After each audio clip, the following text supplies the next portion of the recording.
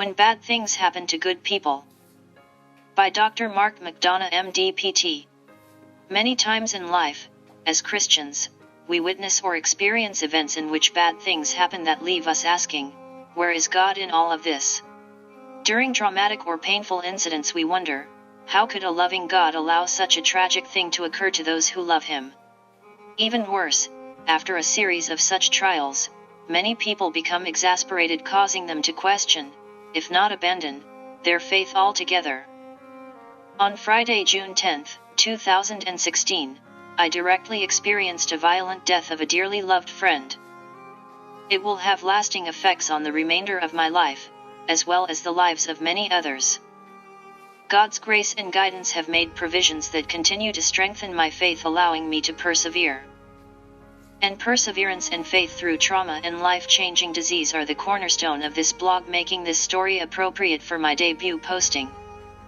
A gala event. My 3 sons Connor, Riley, and Toby McDonough are the face of the pop rock band Before You Exit, by. On Friday, June 10th, as part of their summer headline tour of the US and Canada, they were performing in their hometown of Orlando, Florida. That they were in their hometown with their parents present was one of several provisions God made in preparation for the events that would unfold that evening.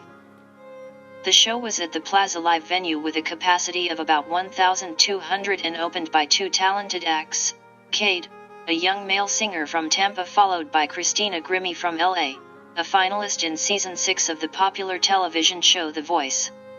Before You Exit then performed many of their songs from their latest EP, All the Lights, and, like the opening guests, they were well received by fans consisting of teens, parents, and industry professionals.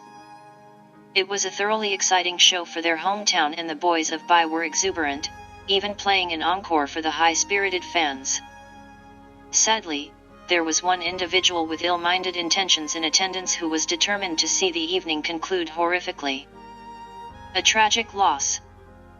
After the show, as fans were starting to leave the venue, the artists including Christina were backstage greeting close friends and relatives that had been allowed backstage passes. They were also preparing to go toward the front of the venue to meet and greet fans, or bid farewell as they departed from the building. I was standing near doors connecting stage right with the green room corridor. Meanwhile, my sister and brother-in-law, Kitty and Michael O'Grody, were praying with Christina, grateful for her career. They concluded their prayers with, "God is good." Then, in unison, Kitty and Christina said, "All the time." Christina then said goodbye, heading out to the merchandise tables. She was excited to get to her waiting fans and sign autographs. Suddenly, I heard 5 loud pops. A security guard said, "I assume those are balloons." We both walked back on stage to witness white chaos in the auditorium as fans ran out exit doors along the south wall in front of the venue. They were screaming with terror as they left the room. I saw bodies on the floor and, as a physician, was compelled to run toward one man lying along the north wall and obviously losing a large quantity of blood. I noticed the left side of his face was all but missing as someone shouted, "He's the shooter and he's dead, he shot himself." Immediately, I ran toward a body I saw lying near the merge tables at the front of the venue. As I came over the top of the young lady, I was shocked to recognize her as Christina, the angelic singer my wife and I had grown to love like a daughter since touring Europe and the UK with her and by. It appeared she tried to take a breath as I knelt down next to her. Her eyes were closed and at least one bullet wound was evident on the right side of her head. I detected a weak and thready pulse but soon lost it and began CPR as I tried to comfort her, encouraging her to hang on, telling her that Jesus, and I, loved her. It seemed interminably long before EMS arrived to continue resuscitation. There were no other bodies, we learned later, just Christina and a suicidal maniac obsessed with her and intending all along to violently end her life. First responders and venue staff were corralled in a conference room shortly thereafter, where we learned that our sweet Christina was pronounced dead shortly after arrival at the hospital. We also learned that Christina's brother Marcus witnessed the killing and knocked the shooter's arm down, possibly preventing him from further killing. But he couldn't prevent the shooter from subsequently using another gun to take his own life.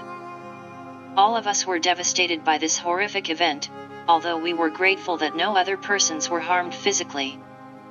Of course, the emotional and mental scarring is unpredictable. Where was God? It feels as though I've lost God. Unequivocally, without a doubt, God is with us in times of pain, trial, and tribulation. As the captain of my ship, He alone knows and determines not only the course of my journey but the destiny of my vessel. Even still, it's so easy to feel anger when we're in pain or suffering a loss of a loved one, especially when it happens in an obviously violent or senseless way. We find ourselves ready to shout from mountain tops, "How could you allow this to happen, God? If you really loved us, you wouldn't let us suffer or toil with such painful circumstances." Senseless is a word we use to describe such things that hurt and we can't understand. We also can't begin to know what God knows. We'll never have the ability, let alone be capable, of seeing the whole picture that God sees. And, my friends, God doesn't want to see us in pain any more than we want to see our brothers and sisters suffer either. Nor did He want to see His Son suffer the sins of the world. But it was all part of His divine plan. In fact, He grieves alongside us. It's the comfort of Jesus' palm that soothes us during the most treacherous of insults. Moreover, God will make good from bad, victors will be made of victims, and triumphs the result of trials. He works to make good of all things. And we know that in all things God works for the good of those who love Him, who have been called according to His purpose. Tragedies such as the violent murder of Christina are the result of the free will of man. Likewise, much of our pain and discomfort has origins that can be traced back to the Garden of Eden, when God ensured that we had the free will to choose. Man foolishly chose the ways of deceit.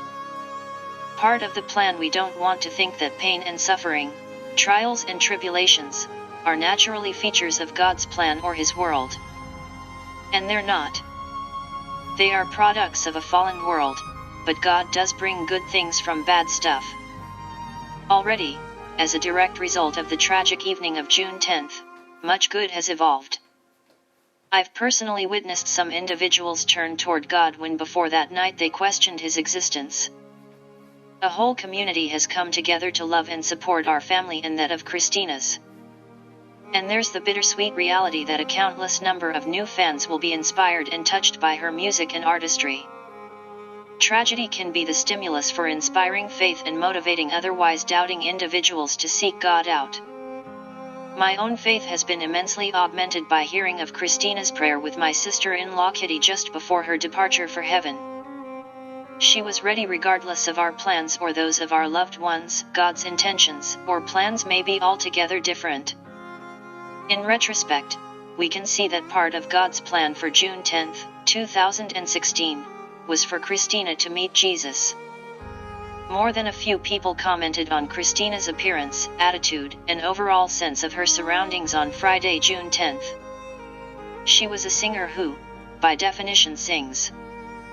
But that day she was singing any and everywhere, on the bus, off the bus, walking to the venue or from the venue back out to the bus, in the bathroom, or while waiting outside for the bathroom. All of the crew were heard to say, in one way or another, how jubilant she was that entire afternoon. Christina was a compassionate person. But that day she was especially and passionately in tune with everyone around her. She loved to love, and hug her loved ones. But that day she was full of love and lovely in the ways she gave to others. Many commented on how angelic she was, radiating a peaceful sense of tranquility for every person in her path. She commented several times that day about how much she enjoyed this tour by cherishing the company of the boys and staying in the moment where God lives, never in the past or future. Just before going on stage, I noticed she was wearing a long coat to ward off a chill from the air conditioning. I thought to myself, the coat will be unnoticed because her face and eyes were magnetically consuming. Later, looking at video documentation of the show that night, during her duet with Riley and Bai, she was basking in a warm floodlight while the rest of the band performed and observed her from shadows. Then she hugged each boy just a moment longer than usual. Her eyes shined from deep within her heart. As difficult and painful as it is for us to let go of such a cherished and beautifully talented soul, God knew it was her time and she was as ready as she could ever be. With that perspective, it's a little easier to see how God allowed man's free will to reign, yet simultaneously his perfect will was done. In the midst of painfully violent and horrific circumstances, we can, and should, allow such anguish to be the context by which we seek to grow our faith, not questioning, or worse, abandoning our faith. Christina will be forever loved and missed by her family of birth, including Mom and Dad, Tina and Bud, and her brother Marcus, as well as her grandpa and many other devoted relatives. The same sentiments will also be shared by her by Forever family and an entire family of fans. With Love. With Love is a beautiful and heartfelt gratitude ballad Christina wrote for her fans. God is good, all the time.